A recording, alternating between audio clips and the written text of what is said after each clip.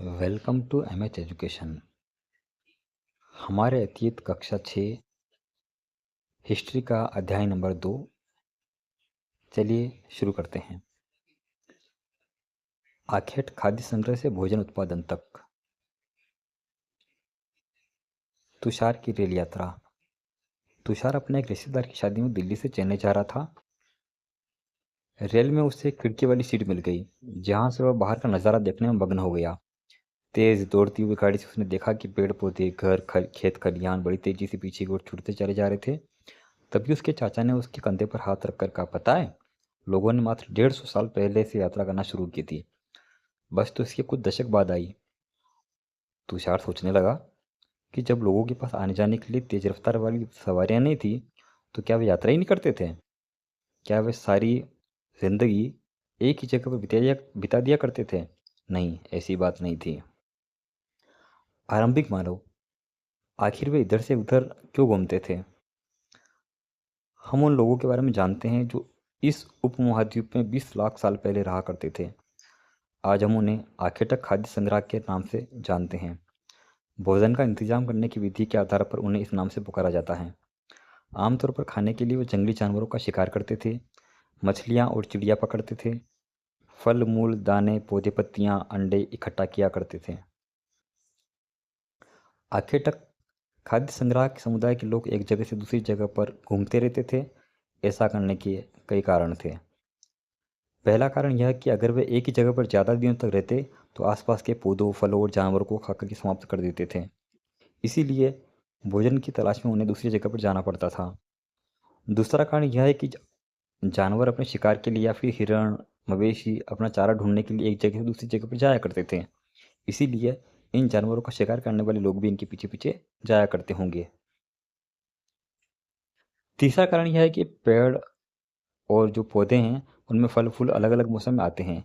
इसीलिए लोग उनकी तलाश में उपयुक्त मौसम के अनुसार अन्य इलाकों में घूमते रहे होंगे।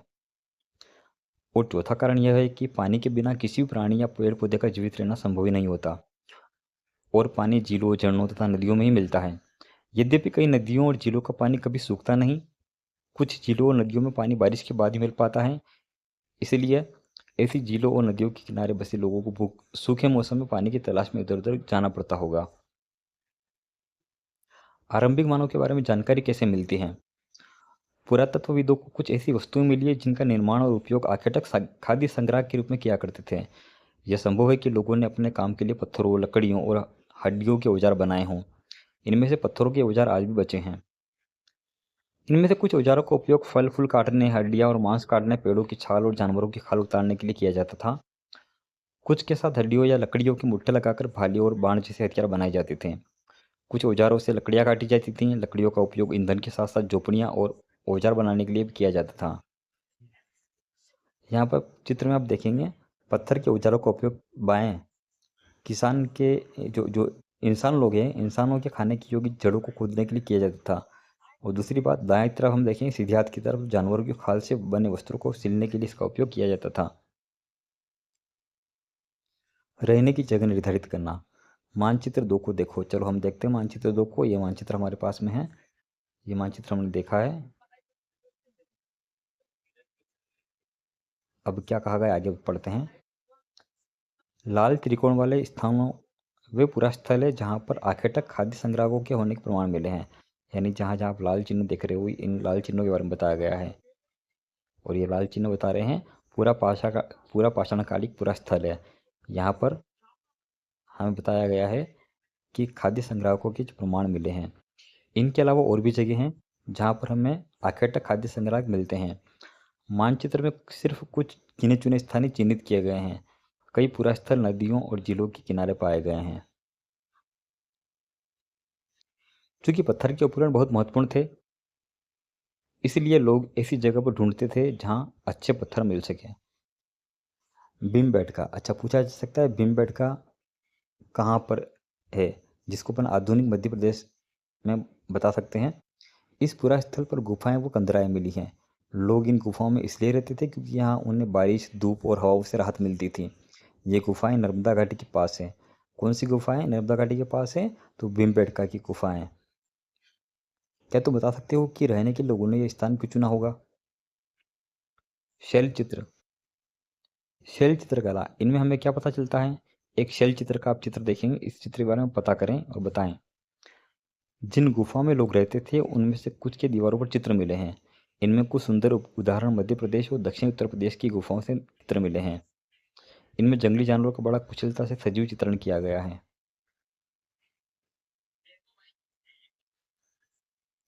पुरास्थल, पुरास्थल क्या होते हैं? पुरास्थल उस स्थान को कहते हैं जहाँ औजार, बर्तन और इमारतें जैसी वस्तुओं के अवशेष मिलते हैं। ऐसी वस्तुओं का निर्माण लोगों ने अपने कामों के लिए किया था और बाद में वे उन्हें वहीं छोड़ गए।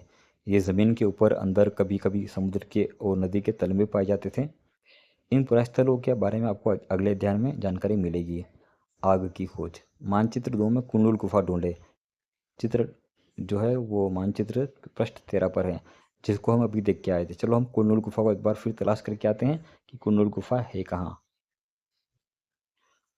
देखिए यहाँ पर आपको नीचे की तरफ देखिएगा जो कि सर्कल कर रखा है, कुंडुल गुफा यहाँ पे शो कर रखी है, बता रखी है। चलिए यहाँ पर टेक्स्ट पर चलते हैं। तो मानचित्र 2 में कुंडुल गुफा हमने देखी। यहाँ पर राख के अवशेष मिले हैं। तो किस स्थान पर राख के अवशेष मिले हैं? तो कुंडुल गुफा में। कुंडुल गुफा में हमें क्या मिला है? राख के अवशेष मिले हैं। इन प्रश्न कैसे भी पूछा जा सकता है एग्जाम में, तो हमें ये लाइन इंपॉर्टेंट है। कुंडुल गुफा में क्या मिला है? हमें यहाँ पर राख के अवशेष मिले हैं। इसका मतलब यह है कि आरंभिक लोगों ने आग जलाना सीख लिया था।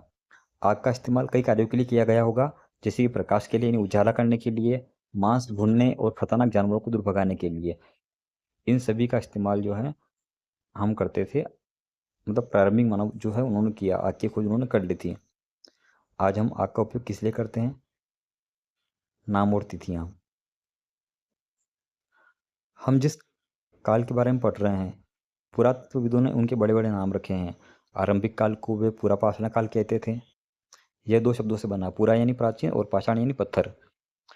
यह नाम पुरा स्थलों से प्राप्त पत्थरों के औजारों के महत्व को बताता है। पुरा पाषाण काल 20 लाख साल पहले से 12,000 साल पहले के दौरान माना गया है। इस काल को भी 3 भागों में विभाजित किया गया है: आरंभिक, मध्य और उत्तर पाषाण काल। मानव इतिहास के लगभग 99% कहानी इसी काल के दौरान घटित हुई। जिस काल में हम पर्यावरणीय बदलाव मिलते हैं उसे मेसोलिथ यानी कि मध्य पाषाण युग कहते हैं। मेसोलिथ यानी मध्य पाषाण। इसका समय लगभग 12,000 साल पहले से लेकर के 10,000 साल के बीच में माना गया है। इस काल के पाषाण औजार आमतौर पर बहुत छोटे होते थे। इन्हें माइक्रोलिथ यानी कि लघु पाषाण कहा गया है। प्रायः इन औजारों में हड्डियों या लकड़ियों के मुट्ठे लगे हांसिया और आरी जैसे औजार मिलते हैं। साथ साथ पुरापाषाण युग वाले औजार भी मिले हैं। अगले युग की शुरुआत होती है लगभग 10,000 साल पहले, जिसे कि हम नवपाषाण युग के नाम से जानते हैं। नवपाषाण युग का क्या मतलब होता होगा? हमने कुछ स्थानों के नाम दिए हैं। अगले अध्याय में इसके बारे में हमें और अधिक जानकारी मिलेगी, अधिक स्थानों के नाम मिलेंगे।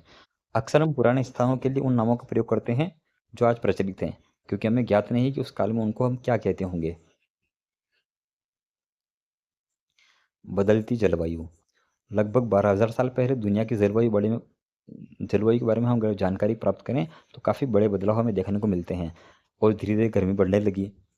इसका परिणाम ये हुआ कि कई क्षेत्रों में घास वाले मैदान जो हैं वो बनने लगे, जिसके कारण क्या हुआ, हिरण, बारहसिंगा, भेड़, बकरी और गाय, ये सभी जानवर जो है उनकी संख्या बढ़ने लगी और ये सभी क्या करते थे, घास खा करके जिंदा रहते थे। जो लोग इन जानवरों का शिकार करते थे वे भी इनके पीछे पीछे आए और खाने पीने की आदतों और प्रजनन के समय की जानकारी हासिल करने लगे। और ऐसा भी हो सकता है कि तब लोग इन जानवरों को पकड़कर अपनी ज़रूरत के मुताबिक उनको पालने की सोचने लगे हों। साथ ही इस काल में मछली भी भोजन का महत्वपूर्ण स्रोत बन गई। खेती और पशुपालन की शुरुआत, इसी दौरान उपमहाद्वीप के भिन्न भिन्न इलाकों में गेहूं, जौ और धान जैसे अनाज प्राकृतिक रूप से उगने लगे थे। शायद महिलाओं, पुरुषों और बच्चों ने इन अनाजों को भोजन के लिए बटोरना शुरू कर दिया होगा। साथ ही वे यह भी सीखने लगे होंगे कि ये अनाज कहाँ उगते उगते थे, कब पककर तैयार होते थे। ऐसा करते करते लोगों ने अनाजों को खुद पैदा करना सीख लिया होगा और धीरे धीरे वह किसान बन गए होंगे, खेती करना सीख गए होंगे। इसी तरह लोगों ने अपने घरों के आसपास चारा रखकर जानवरों को आकर्षित किया होगा और पालतू बना लिया होगा। सबसे पहले जिस जानवर को पालतू बनाया गया वो कुत्ते का जंगली पूर्वज था। यानी सबसे पहले लोगों ने जिसे पालतू बनाया वो जानवर का नाम क्या था? वो था कुत्ता। धीरे धीरे लोग भेड़, बकरी, गाय और सूअर जैसे जानवरों को अपने घरों के नज़दीक आने को उत्साहित करने लगे, प्रोत्साहित करने लगे। और ऐसे जानवरों के झुंड जो ज़्यादा रहते थे, ज़्यादातर घास खाते थे। अक्सर लोग इन्हीं जंगली जानवरों के आक्रमण से इनकी सुरक्षा किया करते थे और धीरे धीरे वो पशुपालक बन गए होंगे। ऐसा हो सकता है, ऐसा अनुमान लगाया जाता है। क्या तुम बता सकते हो कि सबसे पहले कुत्तों को ही क्यों पालतू बनाया गया होगा? बसने की प्रक्रिया। लोगों द्वारा पौधे उगाने और जानवरों की देखभाल करने को बसने की प्रक्रिया का नाम दिया गया है। अपनाए गए ये पौधे तथा जानवर अक्सर जंगली पौधों तथा जानवरों से भिन्न होते हैं।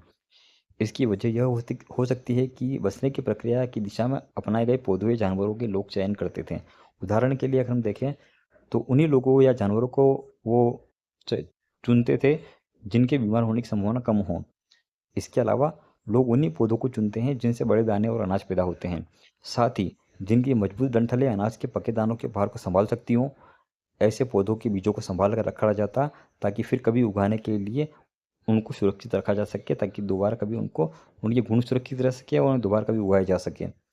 वे उन्हीं जानवरों को आगे प्रजनन के लिए चुना करते थे जो कि आमतौर पर अहिंसक होते थे, यानी हिंसा नहीं करते थे, यानी हमें खुद को नुकसान नहीं पहुंचा सकते थे। इसीलिए हम देखते हैं कि पाले गए जानवर तक कृषि के अपनाए गए पौधे जंगली जानवरों तक पौधे के धीरे धीरे भिन्न होते गए। मिसाल के तौर पर आप जंगली जानवरों की तुलना में पालतू जानवरों के दांत और सींग को देख सकते हैं। यहाँ चित्र में आपको बता रखा है, दो दांत बताए गए हैं। इन दांतों को देखें और इनमें से पता करें कि कौन सा जंगली सूअर का है और कौन सा पालतू सूअर का है। तो जो बड़ा दांत है समझ सकते हैं कि वो जंगली का है और जो छोटा दांत है वो पालतू का है। बसने की प्रक्रिया पूरी दुनिया में धीरे धीरे चलती रही है। करीब 12,000 साल पहले की शुरुआत है। वास्तव में हम भोजन जो करते हैं वो बसने की प्रक्रिया की वजह से ही है। अब यहाँ पर जो लाइन महत्वपूर्ण आने वाली है उसको ध्यान से देखिएगा। कृषि के लिए अपनाई गई सबसे प्राचीन फसलों में गेहूं तथा जौ आते हैं। कृषि के लिए जो सबसे पहले हमने जो प्राचीन फसलें हैं जो काम में ली गई खेती के लिए, उन फसलों के नाम है गेहूं तथा जौ। उसी तरीके से जिन जानवरों को पालतू बनाया गया, सबसे पहले जो पालतू बनाया गया वो कुत्ता था, उसके बाद में भेड़ बकरी, उनको पालतू बनाया गया। रीट के एग्जाम में यहाँ से प्रश्न बनने की संभावना है, जिसको कि मैंने हाईलाइट कर रखा है। चलिए आगे बढ़ते हैं। अनाज के क्या क्या उपयोग थे? अनाज का उपयोग बीज के रूप में, खाद्य के रूप में, उपहार के रूप में या भंडारण के लिए किया जाता था। एक नवीन जीवन शैली। तुम किसी पौधे के बीज को बो करके देखो, तुम पाओगे कि इसे विकसित होने में कुछ वक्त लगता है। इसमें कुछ दिन, महीने या फिर साल लग सकता है। इसलिए जब लोग पौधे उगाने लगे तो उनकी देखभाल के लिए उन्हें एक ही जगह पर लंबे समय तक रहना पड़ता होगा। बीज बोने से लेकर फसलों के पकने तक, पौधों की सिंचाई करने, खरपतवार हटाने, जानवरों और चिड़ियों से उनकी रक्षा करने, बहुत से काम इसमें शामिल थे। कटाई के बाद अनाज का उपयोग बहुत संभाल कर करना पड़ता था। अनाज को भोजन और बीज दोनों ही रूपों में बचा कर रखना आवश्यक था। इसीलिए लोगों को उसके भंडारण की आवश्यकता सोचनी पड़ी होगी। बहुत से इलाकों में लोगों ने मिट्टी के बड़े बड़े बर्तन बनाए, टोकरियां बुनी या फिर जमीन में गड्ढा खोदा। क्या तुम्हें लगता है कि शिकारी या भोजन संग्रह करने वाले बर्तन बनाते और उनका प्रयोग करते होंगे? अपने जवाब का कारण भी बताना आपको। जानवर। चलते फिरते खाद्य भंडार। जानवर बच्चे देते हैं जिससे उनकी संख्या बढ़ती है। अगर जानवरों की देखभाल की जाए तो उनकी संख्या तो बढ़ती है, साथ ही उनसे दूध भी प्राप्त होता है और इसके अलावा मांस भी प्राप्त होता है, जो कि भोजन के अच्छे स्रोत हैं। यही नहीं, जानवरों से हमें मांस मिलता है। दूसरे शब्दों में पशुपालन भोजन के भंडारण का एक तरीका हो जाएगा। भोजन के अतिरिक्त जानवरों से और क्या क्या मिल सकता है? आज जानवरों का उपयोग किस लिए होता है, आप पता करें।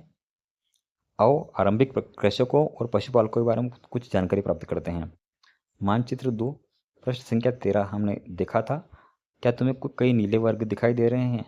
पता है, इनमें से प्रत्येक बिंदु उस जगह को दर्शाता है जहाँ पुरातत्वविदों को शुरुआती कृषकों और पशुपालकों के होने के साक्ष्य मिले हैं। ये पूरे उपमहाद्वीप में पाए गए हैं। इनमें सबसे महत्वपूर्ण पश्चिमोत्तर क्षेत्र में, आधुनिक कश्मीर में और पूर्वी तथा दक्षिणी भारत में पाए गए हैं। वास्तव में ये निर्दिष्ट स्थान कृषकों और पशुपालकों की बस्तियां थी या नहीं, इसे जांचने के लिए वैज्ञानिक खुदाई में मिले पौधे और पशु की हड्डियों के नमूनों का अध्ययन करते हैं। इनमें सबसे रोचक जले हुए अनाज के दानों के अवशेष हैं। ऐसा लगता है कि ये गलती से या फिर जानबूझकर के जलाए गए होंगे। वैज्ञानिक इन अनाज के दानों की पहचान कर सकते हैं। इस तरह पता चलता है कि इस उपमहाद्वीप के विभिन्न भागों में बहुत सारी फसलें उगाई जाती रही होगी। वैज्ञानिक विभिन्न जानवरों की हड्डियों को भी पहचान सकते हैं। स्थायी जीवन की ओर। पुरातत्वविदों को कुछ पुरास्थलों और झोपड़ियों और घरों के निशान मिले हैं, जैसे कि बुर्ज होम। वर्तमान में कहाँ है? ये कश्मीर में है। तो बुर्ज होम वर्तमान में कहाँ आता है? कश्मीर में आता है। यहाँ के लोग गड्ढे के नीचे घर बनाते थे जिन्हें गर्तवास कहा जाता था। यानी किस स्थान के लोग गड्ढे के नीचे घर बनाते थे तो वो था बुर्ज होम, और बुर्ज होम वर्तमान में कहाँ पर है? कश्मीर में। तो ये लाइन काफ़ी इंपॉर्टेंट बन जाती है, जिसको कि हाईलाइट किया गया है। इनमें उतरने के लिए सीढ़ियाँ होती थी, इससे उन्हें ठंड के मौसम में सुरक्षा मिलती होगी। पुरातत्वविदों को झोपड़ियों के अंदर और बाहर दोनों ही तरफ आग आग जो है वो स्थान मतलब जहाँ आग जलाई जाती है वो स्थान मिलते हैं। ऐसा लगता है कि लोग मौसम के अनुसार घर के अंदर या बाहर खाना पकाते रहे होंगे। तो आपको क्या कहा गया? गर्तवास का चित्र बनाना है हमें। गर्तवास मतलब जहाँ गड्ढा गड्ढा है, गड्ढे में लोग रहते थे। और वो खास करके हमें जो जगह मिली वो कहाँ मिली है? बुर्ज होम के लिए। और बुर्ज होम वर्तमान में कहाँ पे आता है? कश्मीर में। बहुत सारी जगहों के से पत्थरों के औजार मिले हैं। इनमें से हमें ऐसे कई जो पूरा पाषाण युगीन उपकरणों से भिन्न है, इसलिए इन्हें हम नवपाषाण युग का मान सकते हैं। इनमें वे औजार भी हैं जिनकी धार को और अधिक पैना करने के लिए उन पर पॉलिश चलाई जाती थी। ओखली और मुसल का प्रयोग अनाज तथा वनस्पतियों से प्राप्त अन्य चीज़ों को पीसने के लिए किया जाता था। और आज भी हम देखते हैं कि ओखली और मुसल का प्रयोग अनाज पीसने के लिए किया जाता है। उसी तरह प्राचीन प्रस्तर युगीन औजार जो है उनका निर्माण और प्रयोग लगातार होता रहा। कुछ औजार हड्डियों से भी बनाए जाते थे। यहाँ पर आप चित्र देखोगे, नवपाषाण युग के कुछ उपकरण हैं, पत्थरों के उपकरण ही है। क्या तुम बता सकते हो कि इस जो पात्र बना रखा है, इस पात्र में क्या रखा जाता होगा? नवपाषाण युग के पुरास्थल से कई प्रकार के मिट्टी के बर्तन मिले हैं। कभी कभी इन पर अलंकरण भी किया जाता था, यानी को सजाया जाता था। बर्तनों का उपयोग चीज़ों को रखने के लिए किया जाता था। धीरे धीरे लोगों ने बर्तनों का प्रयोग खाना बनाने के लिए भी करने लगे। चावल, गेहूं तथा दलहन जैसे अनाज अब आहार का एक महत्वपूर्ण हिस्सा बन गए थे। इसके साथ साथ अब लोग कपड़े भी बुनने लगे थे। इसके लिए कपास और इसी प्रकार के अन्य जो पौधे हैं वो उगाए जा सकते थे। क्या यह परिवर्तन हर जगह एक साथ ही आए होंगे? ऐसी बात नहीं है। एक तरफ जहाँ कई जगहों पर स्त्री पुरुषों को शिकार और भोजन संग्रह करने का काम करते थे, वहीं अन्य लोगों ने हजारों सालों के दरमियान धीरे धीरे खेती और पशुपालन करना सीख लिया। बहुत जगह लोग मौसम के मुताबिक बदल बदल करके अपनी जीविका को चलाया करते थे। सूक्ष्म निरीक्षण, मेहरगढ़ में जीवन मृत्यु। मानचित्र 2 पृष्ठ संख्या 13 पे हमें मेहरगढ़ ढूंढना है। चलो हम ढूंढ के आते हैं मेहरगढ़ को। तो साथियों आप यहाँ देखेंगे, मेहरगढ़ को हमने हाईलाइट किया हुआ है, सर्कल पे को फिट कर रखा है, आप देखेंगे। तो मेहरगढ़ ये स्थान है, ये पूरा स्थल है। कुछ महत्वपूर्ण पूरा स्थलों में ये पूरा स्थल भी आता है। यह ईरान जाने वाले सबसे महत्वपूर्ण रास्ते बोलन दर्रे के पास एक हरा भरा समतल स्थान है। मेहरगढ़ संभवतः वह स्थान है जहाँ के स्त्री पुरुषों ने इस इलाके में सबसे पहले जौ गेहूँ उगाना और भेड़ बकरी पालन करना सीखा था। यानी ये लाइन काफ़ी इंपॉर्टेंट है। मेहरगढ़ मेहरगढ़ जो है ईरान जाने वाले सबसे महत्वपूर्ण रास्ते बोलन दर्रे के पास एक हरा भरा समतल स्थान है। मेहरगढ़ जो है वो कहाँ है? ईरान जाने वाले रास्ते बोलन दर्रे के पास में एक हरा भरा स्थान। और यह स्थान वो है जहाँ पर सबसे पहले स्त्री पुरुषों ने क्या सीखा था? गेहूं को और जौ को उगाना सीखा। साथ ही में इन्होंने भेड़ बकरी को पालना भी सीखा था। किस स्थान पर? मेहरगढ़ में। यहाँ विभिन्न प्रकार के जानवरों की हड्डियाँ मिली, जिनमें से हिरण, सुअर जैसे जंगली जानवर था। अन्य भेड़ बकरियाँ भी, उनकी हड्डियाँ भी मिली हैं। यहाँ पर एक मेहरगढ़ का चित्र बना रखा है। मेहरगढ़ के घर शायद ऐसे दिखते होंगे। जिस घर में रहते हो उस घर की इस घर से क्या समानता है आपको पूछा गया है, बताइएगा। अच्छा, मेहरगढ़ की विशेषता क्या है? मेहरगढ़ में इसके अलावा चौकोर तथा आयताकार घरों के अवशेष भी मिले हैं। यानी घरों के अवशेष, और साथ ही में हमें क्या मिला है? गेहूं, जौ और भेड़ बकरी पालन के अवशेष मिले हैं। प्रत्येक घर में 4 या उससे ज़्यादा कमरे हैं। जैसा कि आप देख सकते हैं चित्र में, मेहरगढ़ में एक कमरा है, इस कमरे में वापस उसके 4 हिस्से हैं। एक घर है, एक घर के अंदर 4 कमरे हैं। इनमें से कुछ संभवतः भंडारण के काम आते होंगे, इनमें कुछ न कुछ चीज़ें रखी जाती होगी, इकट्ठी करके रखी जाती होगी। इसके अलावा मृत्यु के बाद सामान्यतया मृतक के सगे संबंधी उनके प्रति सम्मान जताते हैं। लोगों की आस्था है कि मृत्यु के बाद भी जीवन होता है, इसीलिए कब्रों में मृतकों के साथ कुछ सामान भी रखे जाते थे। मेहरगढ़ में ऐसी कई कब्रें मिली हैं। एक कब्र में एक मृतक के साथ एक बकरी को भी दफनाया गया था। संभवतः इसे परलोक में मृतक के खाने के लिए रखा गया होगा। ये मेहरगढ़ की एक कब्र बता रखी है। इस कब्र में एक व्यक्ति का चित्र है और एक इसी नर कंकाल के साथ में हमें क्या मिला है? बकरी का कंकाल भी मिला हुआ है। अन्यत्र यानी कुछ अन्य जानकारियाँ। फ्रांस में गुफा में की गई एक चित्रकारी। अपने एटलस में फ्रांस को ढूंढेंगे। यह चित्र फ्रांस की एक गुफा का है। इस पुरा स्थल की खोज लगभग 100 साल पहले 4 स्कूली छात्रों ने की थी। इस तरह के चित्र लगभग 20,000 साल पहले से लेकर 10,000 साल पहले के बीच बनाए गए होंगे। इनमें कई जानवरों के चित्र हैं। इनमें जंगली घोड़े, गाय, भैंस, गेंडा, रेनडियर, बारहसिंगा और सूरों के गहरे चमकीले रंगों से इनको चित्रित किया गया है। इन रंगों को लोहा अयस्क और चारकोल जैसे खनिज पदार्थों से बनाया जाता था। ये संभव है कि इन चित्रों उत्सवों के अवसर पर बनाया गया होगा, या फिर इन्हें शिकारियों द्वारा शिकार पर निकलने के पहले कुछ अनुष्ठानों के लिए बनाया गया होगा। क्या तुम इन्हें बनाने के कोई और कारण बता सकते हो? एक नवपाषाणी पुरा स्थल। एटलस में तुर्की ढूंढना है। अब यहाँ पर कुछ इसको हाईलाइट किया गया है। ये लाइन काफ़ी इंपॉर्टेंट है, इसको थोड़ा हम धीरे पढ़ते हैं। नवपाषाण युग के सबसे प्रसिद्ध पुरा स्थलों में एक चताल युग तुर्की में है। यहाँ दूर दराज स्थानों से कई चीज़ें लाई जाती थीं और उनका उपयोग किया जाता था, जैसे सीरिया से लाया गया चकमक पत्थर। चकमक पत्थर कहाँ से लाया गया? सीरिया से।